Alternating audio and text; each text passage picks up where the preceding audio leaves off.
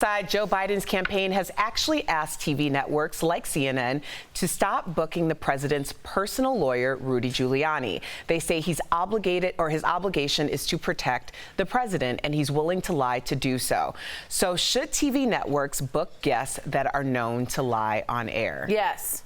Yes. Otherwise, I don't hold you credible, and I'm not interested in watching you. MSNBC Morning Joe has banned Kellyanne Conway. She blatantly lied. They fact-checked her. She would not agree to it. If you can't say red is red, I don't want you speaking crazy on a platform I've built. So, yes, absolutely. If you saw Nicole Wallace, she cut back from the president's own speech when he talked about Biden and Ukraine and said that's a lie, and I'm not showing lies on my show. We have fake news everywhere, and we're going to add to that? I think absolutely yes. Well, then we should probably never hear from any politician on television, right? I know you always say politicians are corrupt, but some politicians, and I do understand that, but I do feel like we're at a level here of a different set of corruption. So just small corruption's okay, as long as it's not huge. And I hear what you're saying. I'm just saying when it's the president trying to deal with the military for his own personal gain, to me, that's a much bigger deal of corruption than someone pork bellying like a bill at the end. Tori, let me just say, and let me jump in because I see where both of you guys are coming from.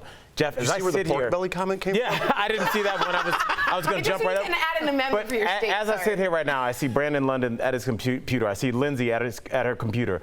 Every morning when I walk in, I see you at your computer, both of you guys at your computer, talking about facts. When we go into this room before our morning meetings, we go through, and if there's a statistic like 60% of Americans do this, we run that through two producers, because whether we know it or not, we care about this platform, and we care that what we're saying, people are going to then take out into the world, and it's going to shape their view. And I take a personal responsibility in that. And I think that if we had somebody that was consistently lying on this platform, we would not let them hear. I think you, Jeff, being a man of integrity, Tori being a person of integrity, obviously, we would feel terrible about that. If somebody got some erroneous fact and then left and went out in the world with something that we said wrong, I don't know. I think it's a big deal. I have to disagree again. Mm-hmm. I want people to say what's on their minds. I mean, look at what happened with Giuliani just last week. He directly contradicted himself on live television.